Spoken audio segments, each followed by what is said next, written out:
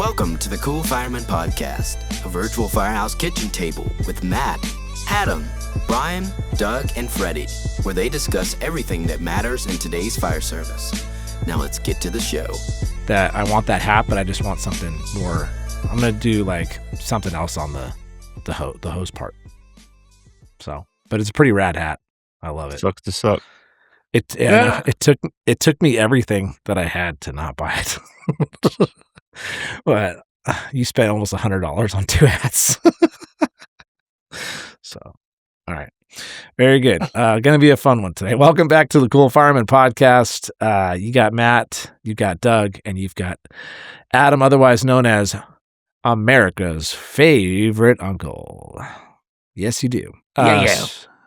Straight back from Safer, from Raleigh, North Carolina. We had a very fun time. Went to a couple parties. Well, we were supposed to, but we went to one. Atlantic hosted a party at the Whiskey Kitchen. That was really fun. Mm-hmm. Then we had the Cool Fireman football watch party. The football watch party. Yeah. I don't know what that is. The second night when Natalie and Preston, all of them came. We had that party. Oh, yes. Yeah. Yes. We got to meet Brian's family. That was super fun. Super awesome to see them in person. So the topic for today is we're going to go back in time, folks. We're going to pull some things from back in time. We're going to speak to our younger self back in time. That's kind of the plan. I've got some prompts.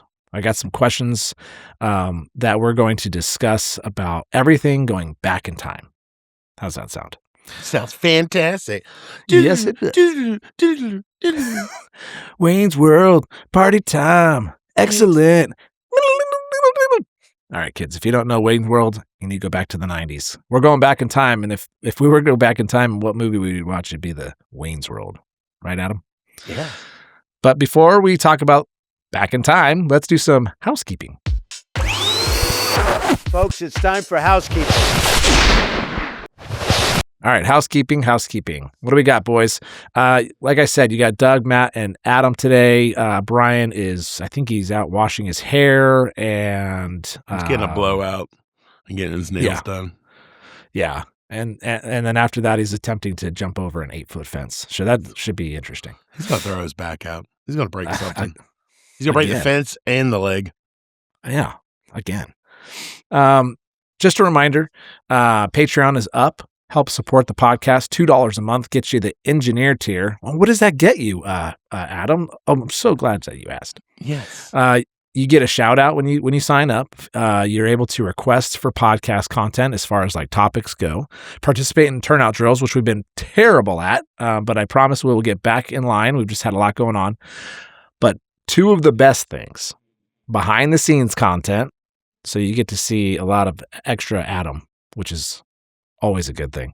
And entry into our monthly raffle for fire gear, which we so proudly call Patreon perks. And so that'll happen August. So what's this? So September will happen in a couple of weeks.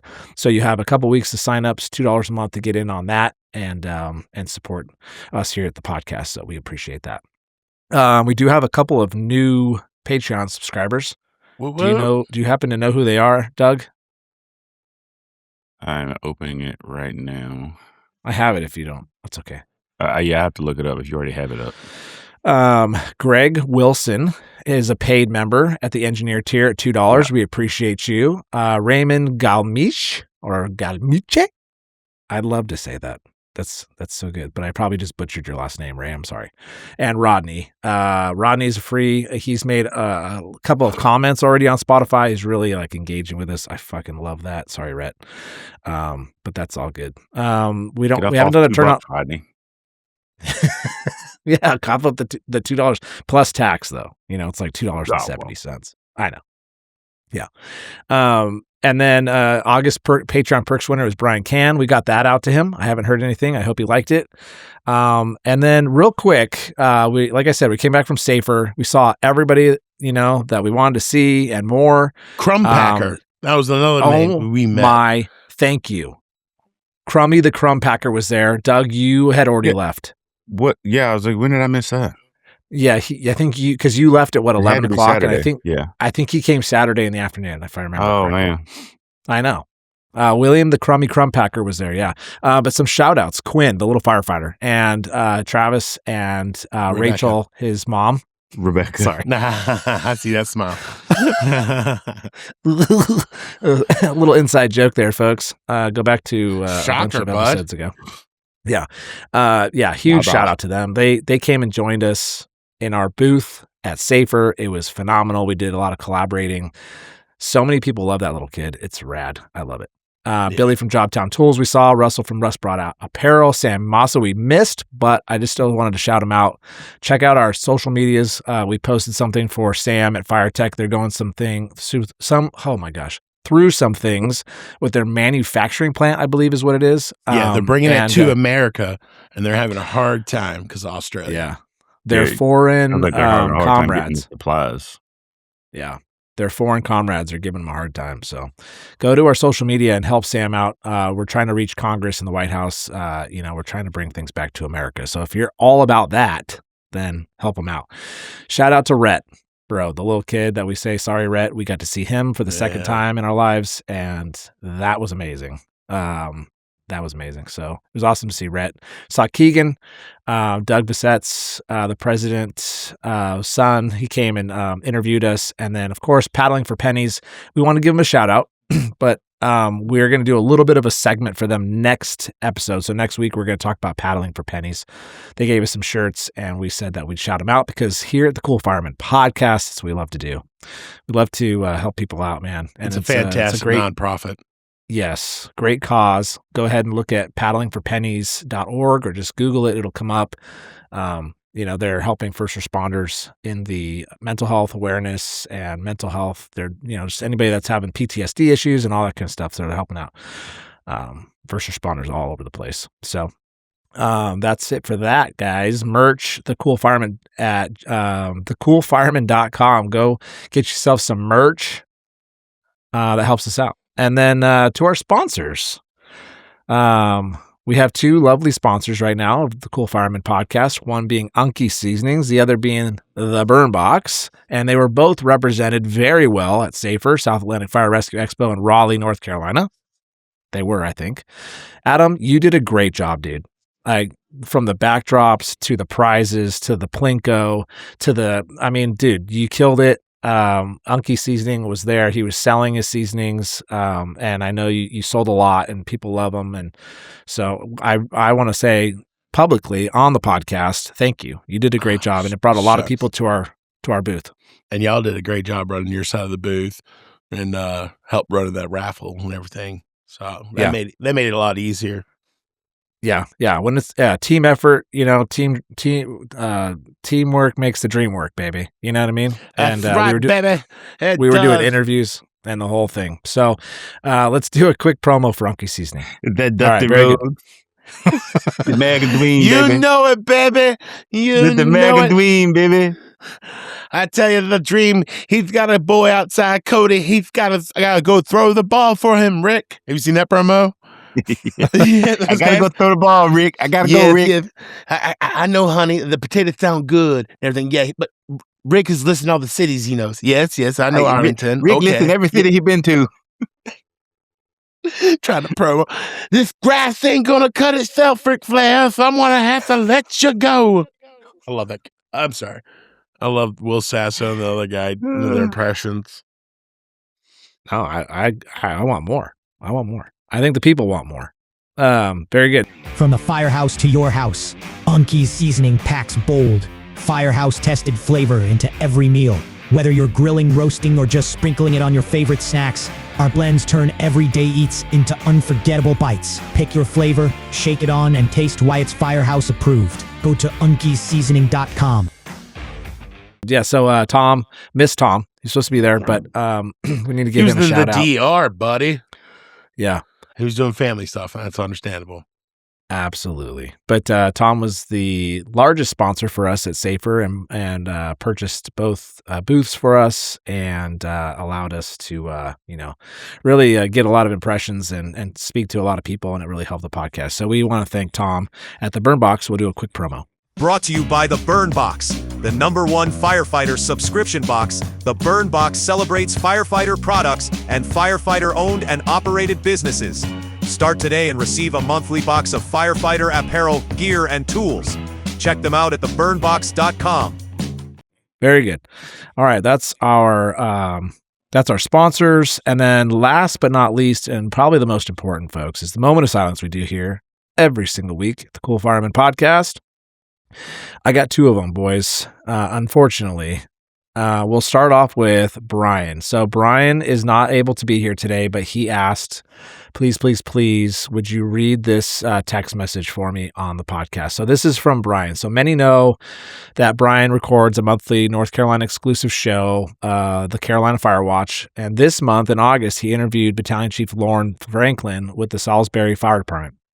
In December 2025, she and 11 other members were in a house fire on Laurel Street where an unexpected explosion seriously injured them. It was a difficult day for Salisbury Fire, for Chief Franklin and the department's leadership, and for really the firefighters across the state who watched one of their own departments go through such a traumatic incident.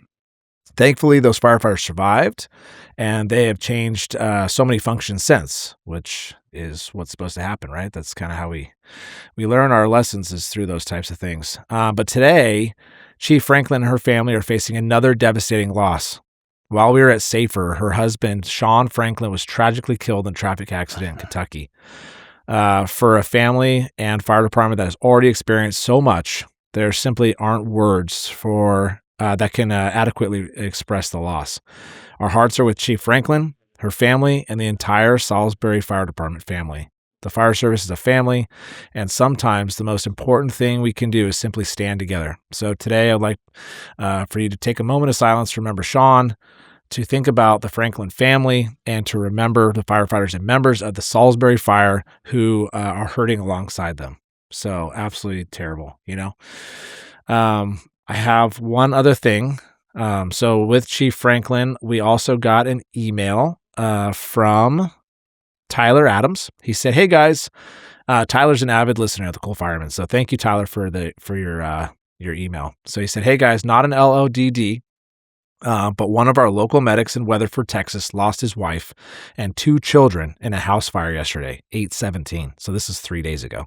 If y'all wouldn't mind adding them to the moment of silence and keeping them in your prayers." So everybody listening, a lot going on. Life is short. Hug your loved ones. Tell them that you love them and mean it. Spend time with them.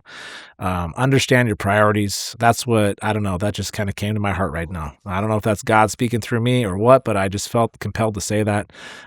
Those things just can happen in 2 seconds. An explosion almost takes him out, doesn't. And then Sean passes away in an accident. It's just like, ugh. So we're going to do a moment of silence. Do you boys have anything to add? All right. No. Seeing that your heads go back and forth, we're going to take our... I do not. Okay. Yeah. We're going to take our headphones off and our hats, and we're going to give a moment of silence to honor these folks.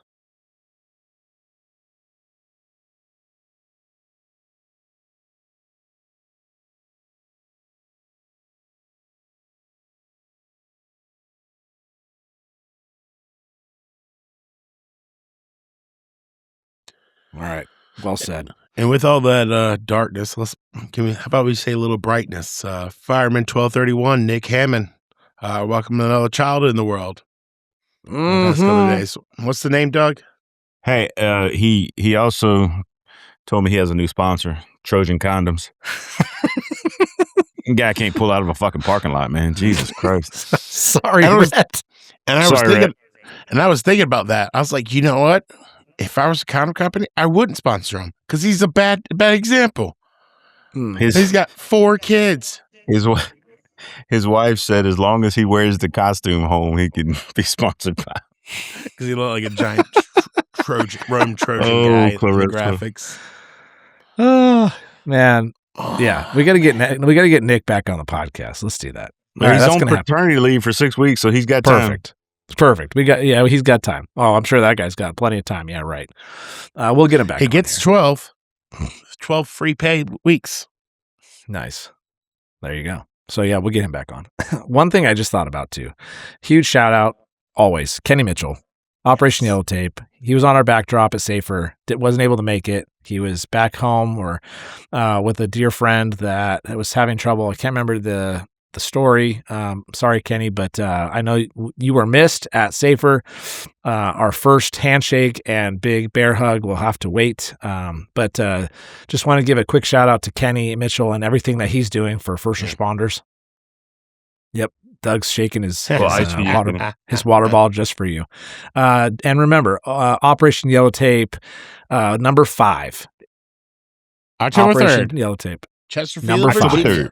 is October 3rd. Sign up. It's going to be a great day. At Beulah. All right. Very good. Let's get into the topic, boys. Let's go back in time. Let's go back in time. You know, we're always like, love nostalgia. You know what I mean? Like, you think about, like, some things happen during your days and you're like, oh, yeah, I remember that. Or, I don't know, some things that make you go back in time. So that's what this podcast episode is going to do for us, hopefully. All right, Douglas, if you could go back into the night before your first day in the fire service and sit down with yourself, what would you tell yourself? What would you tell that young man? Buckle up. It's going to be a ride. Yeah. It obviously your first day is typically your recruit academy, but if you were to tell me my first day going to the fire station post academy, it would be absolutely buckle up, because you're gonna be in for some things that you've never heard, you've never seen, you've never tried to prepare for, you can't prepare for. Yeah, the good, the bad, and the ugly. Though, Yeah, right. I mean, there's a lot of all of it. Right, and it's funny, you know. It's like I asked you that question, and you kind of go buckle up, as in like you're gonna see some shit, like you're gonna go through some shit. You better have some thick skin, right? But at the same time, and I think you would agree with me, you know, like there's a lot of sorry, Rhett, fucking amazing times, right? A lot of camaraderie and Those brotherhood. outweigh the bad. Huh? Those outweigh the bad. Oh yeah. Oh, by far. Well, if they didn't, we'd be in a world of hurt, you know? Yeah. And I think the times that don't outweigh the bad are the ones like that we, you know, are talking about with Kenny and paddling for pennies, you know what I mean? Those are the ones that stick with you, that it's like, that camaraderie in that fire cab, the engine, you know, the cab of the engine can't really fix those sometimes. But yeah, buckle up, dude. It's a long ride. I remember I was playing basketball at 24 Hour Fitness, and I told this guy that I had known from school that was getting into the fire service. I hadn't really taken the plunge yet. I said, hey, I'm really thinking about this. And he basically said that, Doug, like, not buckle up, but like, hey, just get ready for a long journey. Yeah. Because it is, right? Even to get a job, it took me 7 years. I worked on the ambulance for a number of them, put myself through the fire academy, through paramedic school, blah, blah, blah, blah, blah, all that stuff, right? And it was like, it's a long journey. And now looking back, I mean, I've been doing it 20 years now. It's like, whoa, 20 years? Like, that's crazy. Like, I started running calls on an ambulance 20 years ago. And experiencing all this, what you would say, buckle up. You know what I mean? But Adam, what would you say to your younger self? Well, I wanted to say, you know, hey, keep quiet a little bit more. But that was my personalities and the friendships I made because of it. So it was fantastic. I think everything, even through all the hardships, everything I've done in my life is wonderful. But it'd be start therapy, and don't marry her, and invest in yourself, you know. And which I started the Unkie seasons a lot younger, and you know, wish I didn't marry her, and I wish I married my wife earlier. My wife came to me like a month before I proposed to my first wife and said, give me this big old spiel, you know, dream, blah, blah, blah. It's you, me. And I'm sitting there going like, this is my childhood sweetheart. And I was like, no, this is what you do. Just, you know, I'm keeping my plan. Yeah. So. Oh, see, I can say the latter, Adam. My brain and like my grandfather's like, Matthew, you're not going to get married early. You're going to go to college and you're going to fall in line. Right. And I was like, but I met this girl in high school and I'm like, I know she's the one. She right? showed me her boobies and I liked her too. I touched her boobies and I liked it. Like, I was like, sorry, Rhett. And so I was like, what do you want me to do? I'm like, this is it. Like, I don't, but of course you're like 18, 19, 20. Like, you're stupid. Like, you don't, your brain is not even fully formed, the prefrontal cortex. But look how it worked out. Like, I married that girl. I married who I should have married. And now here I am. So take that, kids.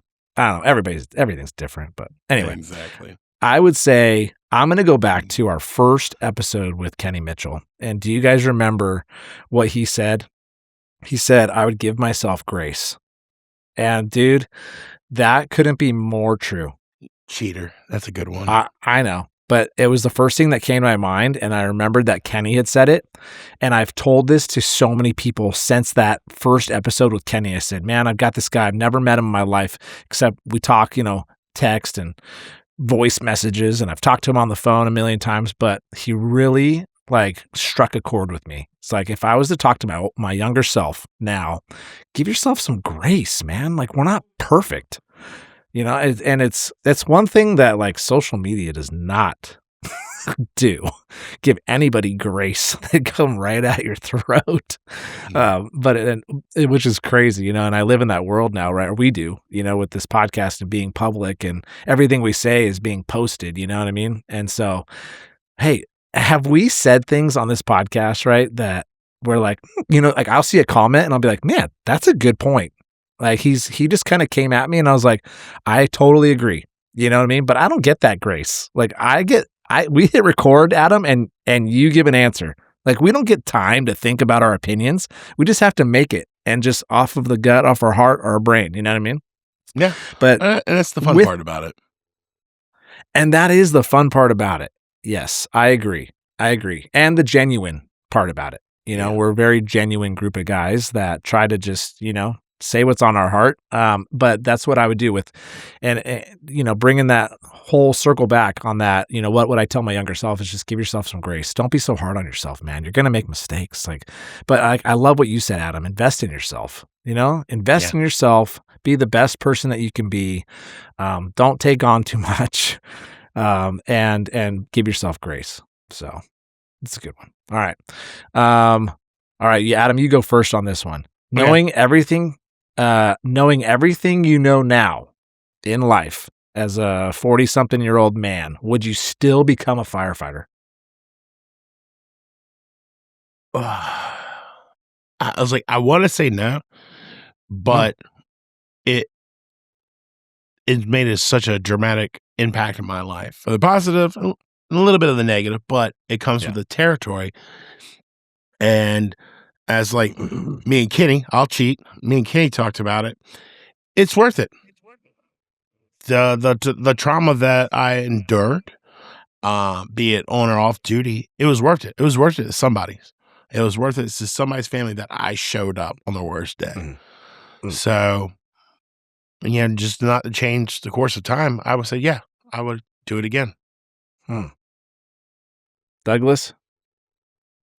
Yeah, I would absolutely do it. Best job I ever had. All right. Short and sweet, to the point. The satisfaction that comes with, there's bad times. There's a lot of bad times. But the few shining moments where you make an impactful difference makes all that just pale in comparison. So, yeah. So I'll say yes for me. My 4 pillars to happiness in my life is faith, family, friends, and service to others. It's not risk, frequency, probability, and cost. No, it's not. Risk, probability, cost, whatever it is. No, it's faith, family, friends, and service to others. And I couldn't think of a better way to serve others. There's a million ways to serve others, but hopping on that fire engine, having the brotherhood and the sisterhood and helping people the way that we do, even though we have to see some of the things that we see, And, we've never had an episode where we've talked about calls. Like we've never, told stories, like we just don't want to do it. Like, unless it's like a fire, right? Hey, I went to this bitchin' fire and it was blowing out the Bravo side and I got to hit those exposures. Car Like, that's great accident in stuff. the backyard. It was awesome. But I'll give you I want to give just a little sense of something I just like a week ago had to endure. So we get a call. I'm at a slow station right now. I'm trying to get the hell out of there. And the tones go off for a cardiac arrest. So we jump in the rig. I read the notes. It says 33-year-old female, stage 4 cancer, and a 4-year-old daughter. That's what it says. And I'm like, what the hell does the 4-year-old daughter have to do with any of this? What's going on? RP not on site. And I'm like, what the hell? I'm like trying to figure this out, right? And so I've got us going. They send every PD unit that's available to go code 3 to this call. And I've got another medic unit coming. And the ambulance. So I pull up, and the first thing that I see is a 4-year-old girl in the threshold of this house at the door screaming, bloody murder. Help my mommy, help my mommy. And I was like, oh my God. I was like, Bubba, are you home alone? And she said, with my mommy, me and my mommy. And I'm like, okay. So I called for TIP. We have this trauma intervention program. They have these amazing people that come out and they volunteer their time to, do trauma intervention with family members that are dealing with grief. And they're an amazing resource. So I just called them right away. I know I got cops coming, but they're cops. They're going to deal with the little girl until they get there, but get these people here. So we grab all of our shit and we run in, and this little girl is screaming, and I walk in and the mom is doubled over with abdominal pain, screaming. And I'm like, oh my God. I think I said, thank God out loud. I felt bad. I'm like, oh my God, thank God you're not dead. I'm like, oh my God, I would have I don't know what I would, obviously we're there to work, you know what I mean? But now I kind of get emotional about it because you think about you take that and you think about your own kid standing in that fucking threshold of that house and that being your wife or something, and your kid having to deal with that. You know what I mean? That's where you go with it. It sucks.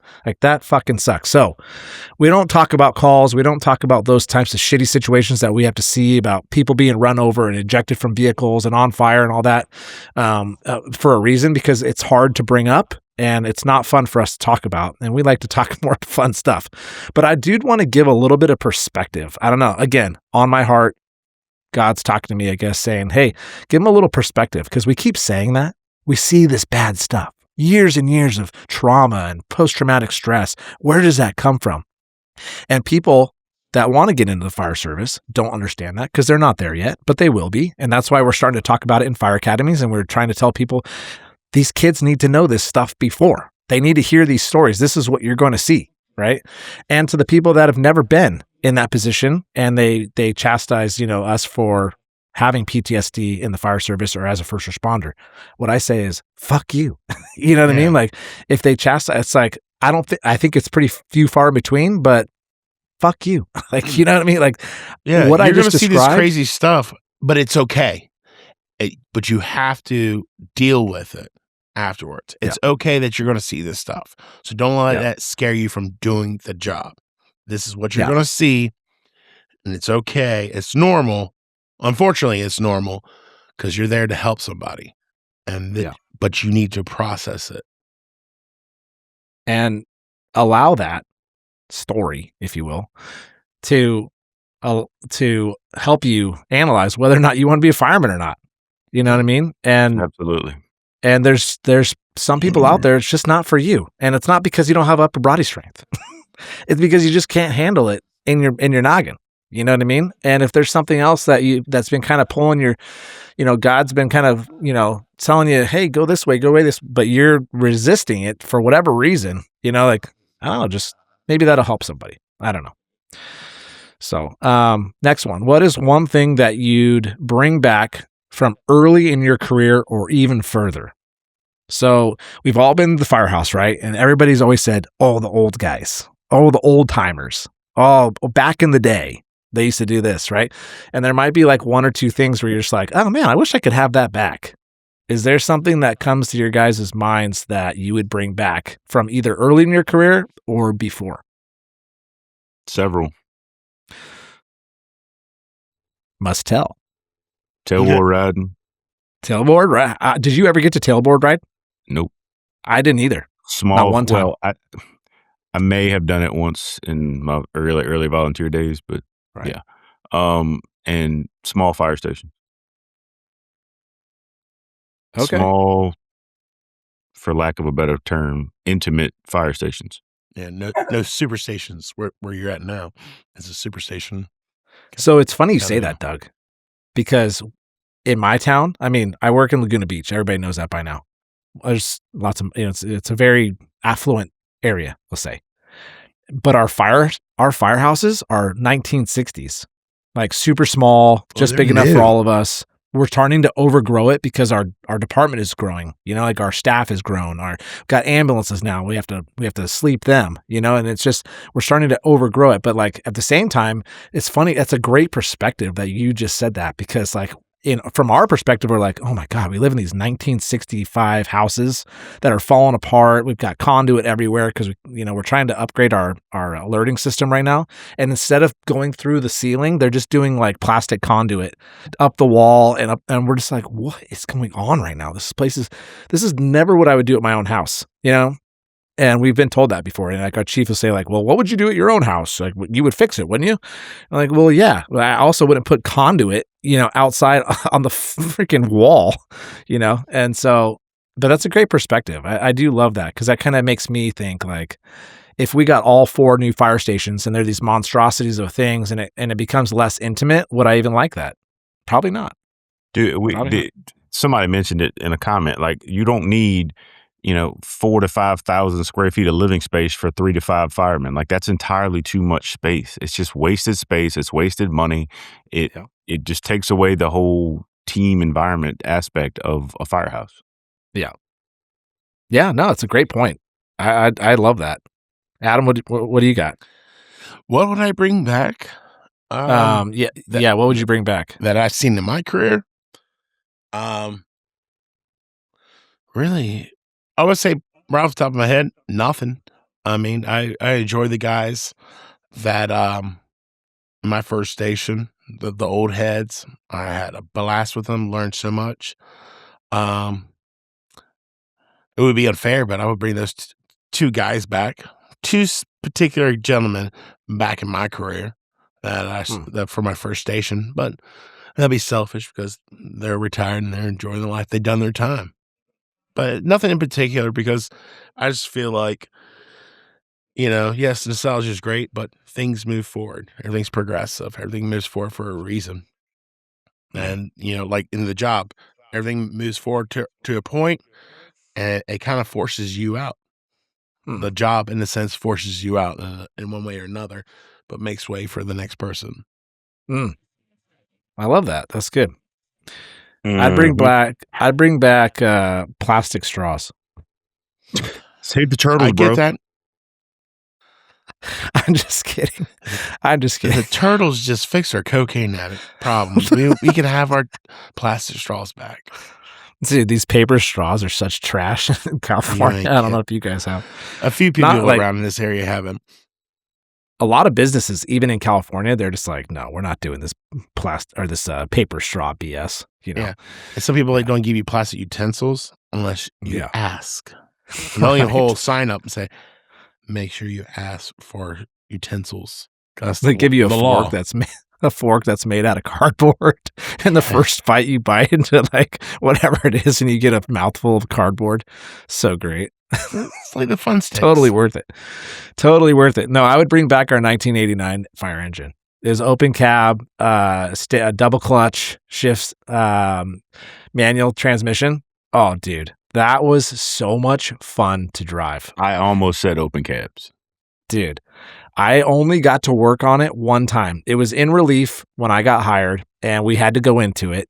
And because we could go into it as a relief, we all needed to know how to drive it, because we were all 3-0 staff. And so if there was a medical aid and I had to be the one that drive to the hospital or whatever, or I had to drive it at all, I needed to know. So we drive around town, dude. And we have literally the flattest street in Laguna Beach is the Ape. All right. So like we live in a city of hills. And so going up these hills with these double clutch, dude, you be going up this big one. You miss a gear, you miss like second gear or something, you are screwed. And you would just, then you'd have to go back into first. You know, and now you're in first, it's just, and it just burps this massive cloud. We're going to get a lot of the old apparatus is what people would like to have back. And something I would add is the less electronic apparatus. Yes. Everything has a goddamn sensor. Everything has a push button. Everything is wired. Like, we need to go back to mechanical stuff. Like, it's just so easy to break this stuff. And it's ridiculous. Dude. I picked mine up from the shop the other day from PM. And before we got back to the station, the check engine light was on twice. Yeah. And that's what it went in for. Because, well, when we left, it was started regenning, so we left it on the back ramp to finish regenning, put fuel in it, filled it up with water because it came back from the shop, and we got ready to move it, and there's a puddle under it. Like, oh, fuck, here we go. Well, it was just pump oil, but they had overfilled it, so when it got hot, it expanded, and it pushes out the extra. But just little stuff like that. It's just, frustrating. So much electronic crap. Yeah. Remember the old cabs that where the engine was between the guys riding in the back? That's the only heat you got. That was one of my first. It was a Pierce. It was a tail squirt. Yeah, the engine was right between the two guys. Close to that thing to stay warm in the wintertime. Yeah, we did, man. That's good. Yeah, we just on our engine, one of our engines that we're actually getting rid of here pretty soon, but it has the DEF. You guys have DEF in yours? Yeah. Okay, yeah. Yeah. So the DEF sensor, thing. The DEF sensor that tells you how much DEF is in the tank was fucking bad. Sorry, Rhett. Because that stuff is trash. It's just corrosive as hell. And it's not that it was telling us that it was all that was full. It was telling us that it was empty. And so if the engine thinks your DEF is empty, it goes into limp mode because it doesn't. Oh my God. Because, oh my God, I mean, God forbid that we put a little bit of an emission, you know, from an emergency vehicle into the air for like 5 seconds to go get it fixed, you know. But because they didn't have like that actual part for the sensor, they had to rebuild the whole DEF system or something, which is going to probably cost us so much more money. So there you go. What's the biggest waste of money in the fire service? All the emission stuff in diesel engines was an absolute racket, and it's just stupid. Our engines, because we're government, we can excuse ourselves from the law. Yeah. But our ambulances are, and transport, as Doug knows, Norfolk General is the hospital in my area to go for major traumas. Your ambulance going in limp mode when you're trying to transport on the highway at 45 miles per hour, where you should be going 60 to 70 miles per hour with a major trauma. And all the cars behind you are going, what the hell is this guy doing? You just turn off your lights and just drive. We were going code 3. We had a cardiac call yesterday. We were going code 3 of the hospital, and we were going 65 in a 65. I was looking, because you know how in the back of the ambulance, it always feels like you're going faster. Yeah. And I'm like, I haven't been all in the back the bumps of the are huge. Yeah. And I saw, but then you look out the front and you're like, okay, we're not going that fast, you know. But man, those cars were fucking right on us. Jesus, back up a little bit, folks. It's okay. You're gonna get to where you need to get. You know what I mean? They have more important places to be than you. Yeah. But how gnarly are those sensors? The sensors. I mean, whatever, like, you know, the whole, all the electronics is one thing. But all these sensors that they've got on there, like the seatbelt sensors, I'm a grown ass man, dude. Rule number 2, I gave you all the 4 rules, right? Rule number 2 is I'm a grown ass man. I gotta put on my freaking seatbelt. I guarantee you'll get people in the comments. I know a guy that doesn't put a seatbelt on. Yeah. I know plenty of people that don't put on their seatbelts. Then we need sensors thanks to those a-holes. We're a bunch of grown ass children. That's what we are. Bullshit. Put your fucking seatbelt on. At least, everybody needs to put their seatbelt on, man. That is a big thing. But I hate it when you put your seatbelt on and it's still the sensor dings and you jiggle it. And there is one truck in my department where they tell you, don't put your seatbelt on. But I want to. No. If you put your seatbelt on, the sensor goes off. Yeah. If you leave your seatbelt off, it doesn't ding. It's weird. It's backwards. And they're like, please don't do it. That's so relative. I mean, like everybody has that without my seatbelt on. Yeah, and at work and at home. Yeah, it's just normal now. Yeah, and that's where you almost should feel be naked. That's the way it should be. You're right. Yeah, in our personal vehicles and the fire engine. All right. So go back and talk to rookie you. What would rookie you think of the firefighter you became? What do you think, Doug? I think he'd be satisfied. Yeah. I've done essentially aside. Well, I technically am on a specialty team because I'm on a peer sport team. I've done essentially everything I can do as a firefighter. I'm maxed out on our firefighter development step. So the next big raise I got would be to promote. Other than my annual merit increase, I'm maxed out. So I think he would be happy with who I became and the time frame in which I became it. In my first, what am I? So we're talking 6 years, I think. I was riding the seat. I became a paramedic. I got on the honor guard team. I got on peer support. Like I did a lot of things. I went to a lot of leadership classes. So I think he'd be more than satisfied. All right. I got a follow-up question for you then. Okay. So the follow-up question is, okay, you've done all these great things throughout your career. Everything that you just said, leadership and classes and honor guard, you're sitting front right, all the classes, right? What about, so you take away the resume and interject like attitude. What's your attitude around the firehouse about the fire service in general? It's fine. I think same thing. I think he would be happy with the reputation I built for myself. I would like to think that, well, it sure seems that way anyway, that I'm well liked in my department. People know me. They enjoy being around me. They trust me. I think, again, same thing. I think it's just he would be happy with who I've become, and again, not the accolades, just the person. Yeah, awesome, dude. I love that. Somebody they can work around and, like I said, trust and depend on. That's a big deal. That's a big deal for us. Yeah, I'd corroborate that. When you're talked about in other circles, you just want to hear people say, "Yeah, that's a good dude, man." Sure. Generally, absolutely. Hey, that's a good ass dude. Like that means a lot to us. Right. You don't want the conversation to start with this MFer. Let me tell you what, that kind of thing. Oh, yeah. Motherfucking Doug. Bless his heart. Doug's a motherfucker. Or motherfucking Doug. You seen that stand up? Yeah. Depends on where you put the MFer. That's right. Motherfucking Doug. No, I would corroborate that, Douglas. Being my roommate for 3 different events, and knowing you for 5 years, you're a good dude. I love you, buddy. Adam, what do you think? Thanks, buddy. All right, can you repeat the question? Would your younger self be satisfied with where you are, or would your rookie you think of the firefighter? What would your rookie you think of the firefighter you become? I think so. I think it'd be good. Just because I'm finally putting family first in the past, later half of my career. That's my priority. None of I got my priorities straight after my first divorce and everything, and found my lovely wife now. And so in my stint, I did sobriety. It just changes the priorities, man. It's family. I got to go home. I mean, it doesn't mean that the fire department suffers.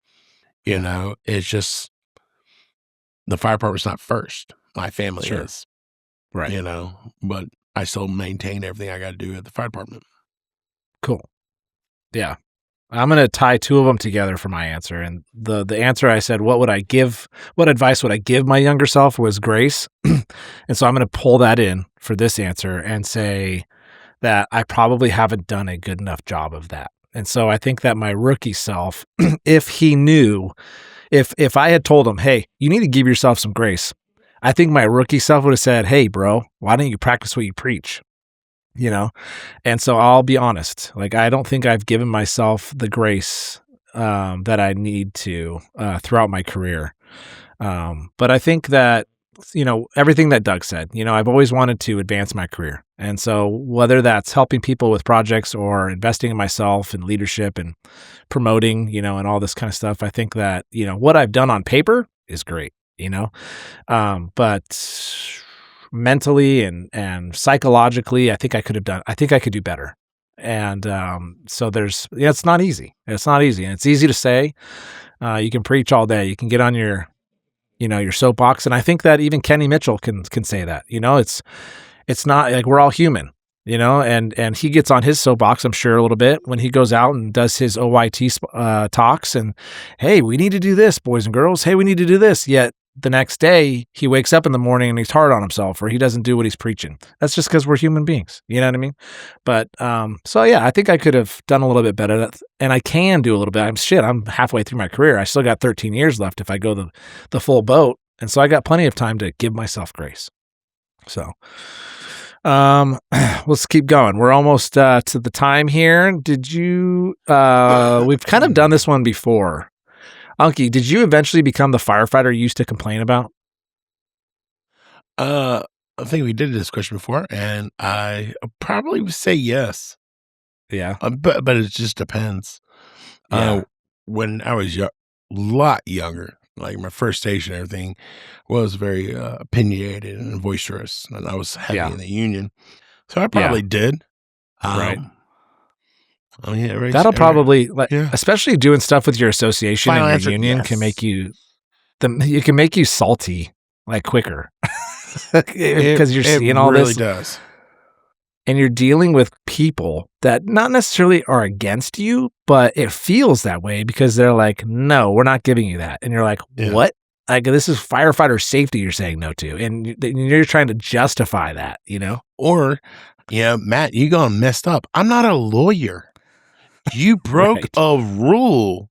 Right. I can ask or beg for them to give you a light punishment, but they can give you a heavy punishment. I mean, it's well within their rights. But that's one thing a lot of people think in the union. Think we're lawyers. We're not. Yeah. You broke a rule, you broke a rule. Yeah. But yeah, it does make you salty. It does. Douglas, anything to add on to that? Anything that, did you eventually become the fireman that you used to complain about?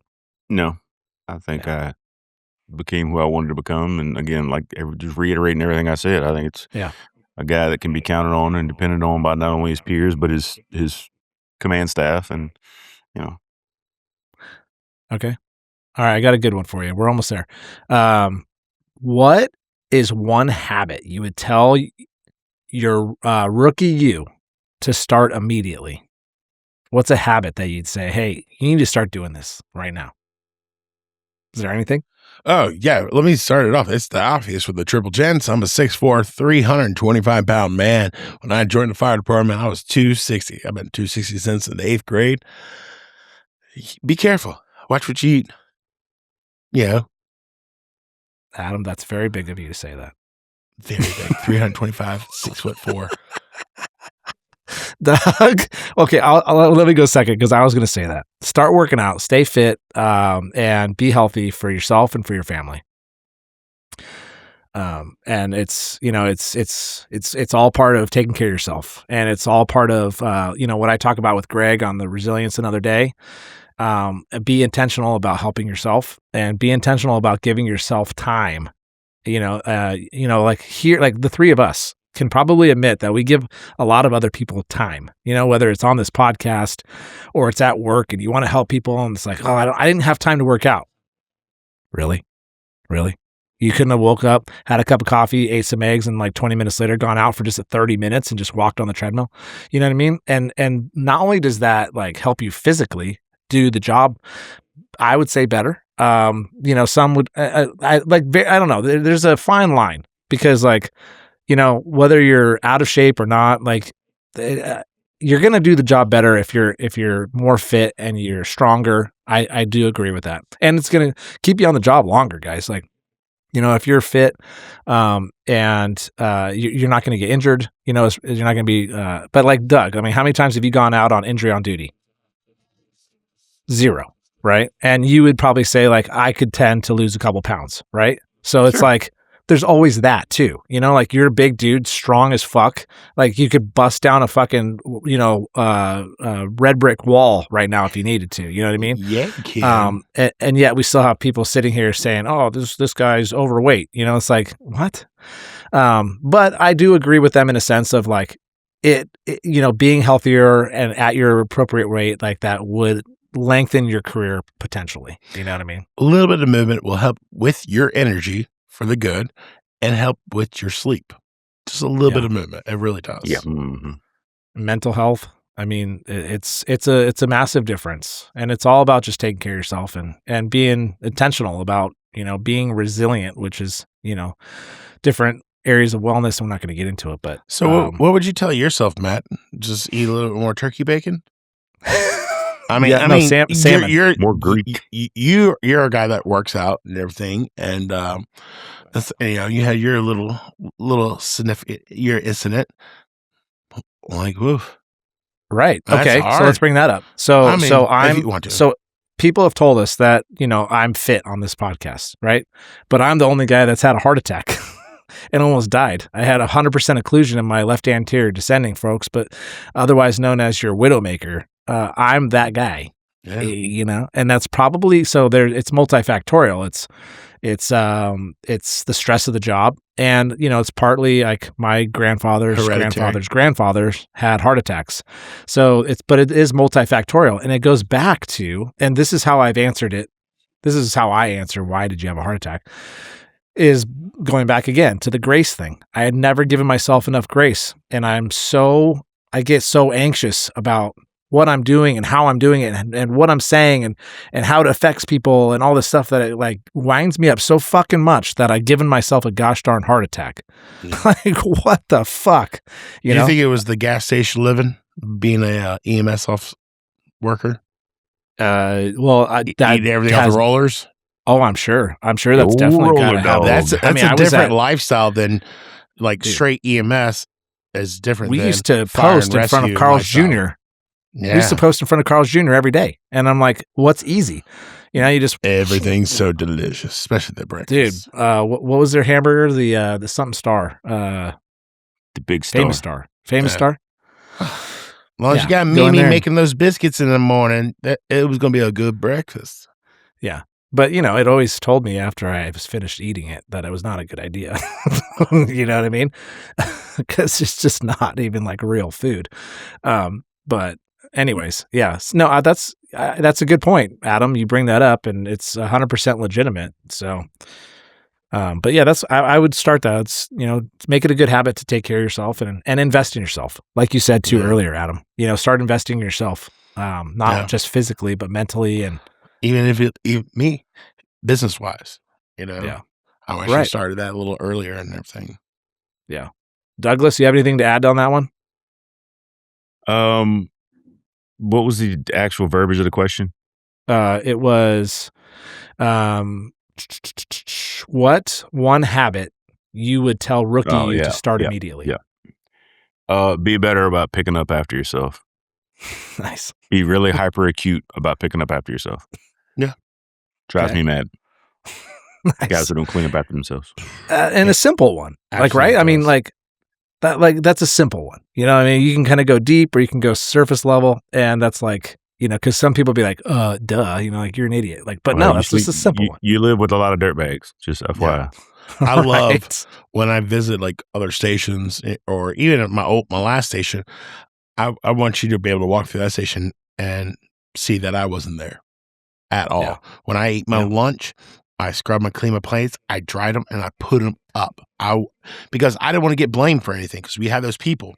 Well, you left a fork in there, if you did in the past, or you put stuff in the drainer to let it dry, now you're responsible for all of it. They just accuse you for everything. So I've learned just to pick up after yourself and make it look like you did not exist in that area when you did something. Thus, that you never got blamed or grouped in with everybody else that is being dirty. Yeah. All right. Awesome. Is there anything that you guys want to add about going back in time that we missed? Wrap it up. We all know Bitcoin. We all know that. Oh, well, yeah. Yeah. Take a $20,000 loan out for like 5-cent Bitcoins. But besides that, that's the obvious stuff. Then, if that happened, I would still be a firefighter. I probably wouldn't retire.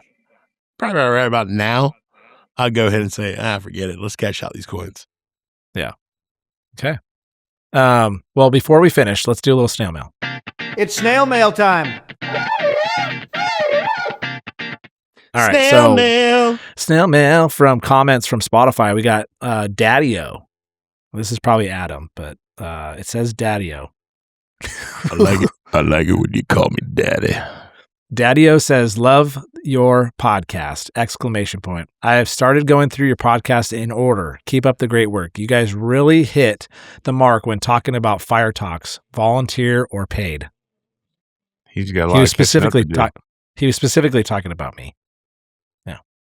Hater. Tyler Adams, our boy Tyler. We were talking about unlimited fire department budgets on the last podcast that we did at Safer. And he said, unlimited budget with a question mark. I'd get us a new brush truck because one of ours keeps breaking down. Replace our refurbished engine and get one of those fancy attack trucks with a pressure washer nozzle. Then do the station renovation my chief has been wanting to do. Beyond that, basic essentials like new gear and air packs. There you go. You can get all that stuff at Safer. Yeah. What you need for a brush truck is a good old like 1,000 or 1,500 gallon crash truck. You never have to get out. You got 2 different nozzles. You got under nozzles. That's what you want for a brush truck. Bingo. David, our boy David, we asked him about how his interview went. And his answer 7 days ago was, think the interview went well. It is really awkward just answering questions and recording yourself, but I smiled and I was enthusiastic like my firefighters told me to be. I've heard nothing back so far, so no news isn't bad news, as I'm told. Oral boards if I get that far in September, so there's still time. I'm hopeful and nervous all in one. Good luck, David. Let us know how it goes because we're keeping up with it. Yes. As long as you're posting here in the comments, we can read how you're doing. So Keep us posted. yeah. One last one. So we've gotten tons and tons and tons of comments on social media. I said a while back that I stopped reading the comments, but for snail mail, I tried to do, some reading. And so there was one that just recently hit. We were talking about biggest waste of monies in the fire service. And we were talking about, overdone chief vehicles. And Rudd Dog 398 says, here's the problem. All that stuff you're talking about is probably very useful for large metropolitan departments. But then every smaller department thinks they can't work without all the same things. So what he's saying is the smaller departments see all the bigger departments having it, and they're like, oh, we need one of those. When in actuality, in a smaller organization, you don't need all that top-heavy command stuff. You can still command the fire from the front yard. Technology is nice to a point, but at the end of the day, a lot of it is being pushed down our throats and is unnecessary. That's extremely valid. Yeah, absolutely. Absolutely. So I saw one that we just got. It said something about, I forget the brand, but it says, so you mean the chief truck doesn't need custom wheels on it or something to the effect? Exactly. No. Yeah. I need some dubs on it, some 22s, baby. Spinners. Spin dogs. Yeah, cool. That's our episode. We went back in time, did a little snail mail, shouted out everybody from Safer. That's probably like the best part besides seeing you guys at Safer is just hooking up with all the network and, dude, seeing Russell and I love those guys. It's so rad. Yeah. That hat, go to short plug. I know this is at the very end of the podcast, but go to West Broad Apparel and get yourself one of them hose hats. They just got a huge deal with Snap Tight hose and they're pushing those things out. They're freaking sick, dude. And you can just email them if they don't have what you need and they'll figure it out for you. What's up, Adam? All right. 2 things. One, since rest in peace, our favorite place to eat. We're going to do a little more better research next year, like a month in advance. We're going to do something better. And that's when we get in the car going somewhere. So just walking. The Big Easy was good though. But unfortunately we enjoyed it the night of our morning. Yes. But I also want to give a shout Tell out them to why. They don't know what you're talking about right now. Okay. Can you say it without crying? Doug. Flavor Hills. Go ahead, Doug.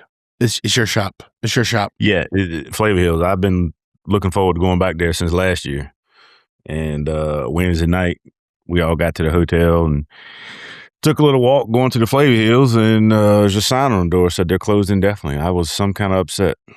Yeah. But you know what the worst part of it is like, like when you're really hungry and then someone calls chow and you're like, then you just get like exponentially hungry because it's like within like 30 seconds of your shoving it down your gullet, right?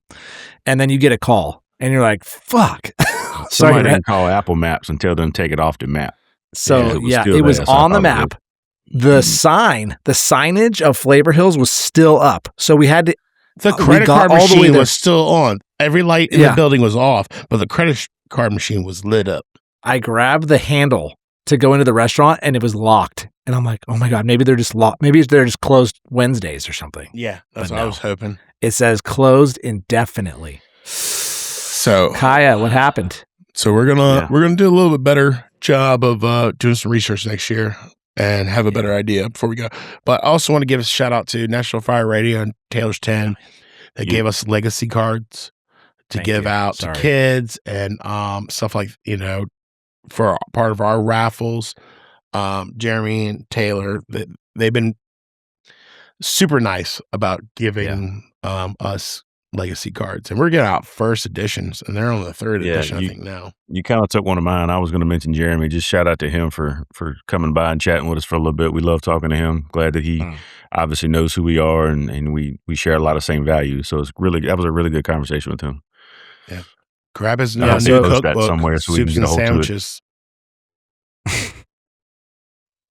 So yeah, if you want to see some footage and content from us at Safer, you can go, like Jeremy's probably put some stuff up. He did an interview. We did some more interviews.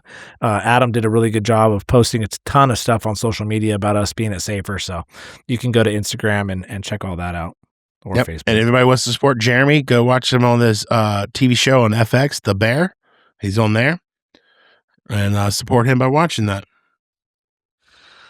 It's not true. It's not it's true. Him. It's not true. Those tattoos are fake, but that's him. Not true. All right. I gotta go to the hardware store. Somebody roll us out. Roll Gigi. Roll it, Gigi. Before you leave, hit that subscribe button, turn on notifications, and give these firemen a huge thumbs up.